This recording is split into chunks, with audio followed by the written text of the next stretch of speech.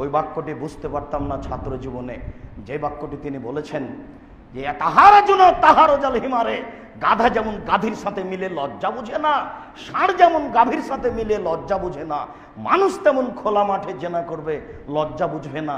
এই বাক্যটি বুঝতে পারছিলাম না, এটা হয় কি করে?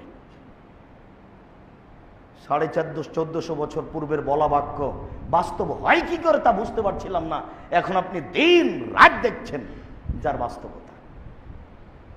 তোমার বোন সেদিন পহেলা বৈশাখে গালে পহেলা বৈশাখ লেখে বের হয়নি?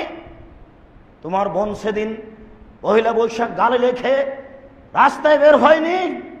তোমার বোনকে যদি আমি আব্দুর রাজ্জাক বেশ্যালয়ের মেয়ে প্রমাণ করতে না পারি, জাতির সামনে কোনোদিন কথা বলবো না। তুমি মনে রেখো যুবক, আপনাকে মুরব্বী বলছি আমি, আপনার মেয়েকে যদি আমি বেশ্যালয়ের মেয়ে প্রমাণ করতে না পারি, জাতির সামনে কোনোদিন বক্তব্য দেব না। আব্দুর রাজ্জাক সাহেব, যেই হিসাব করে কথা বলুন, যেই হিসাব করে বলছি, আপনি আমার কথায় কাঁটা ঢোকাতে পারবেন। আপনি বলেন কি আমি হিসাব করে বলবো? মানে আপনি বলেন কি? আমি অনুবাদক।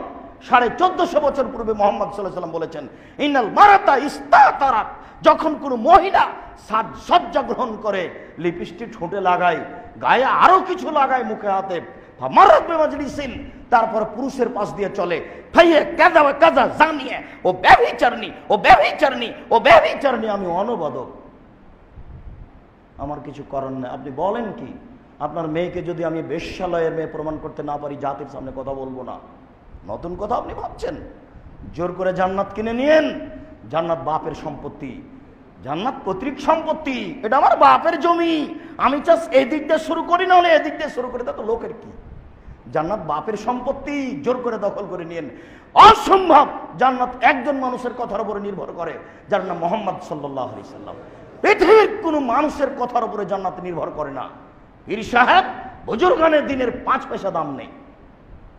ইমাম সাহেবের, পীর সাহেবের, বুজুর্গানের দিনের 5 পয়সা দাম নাই।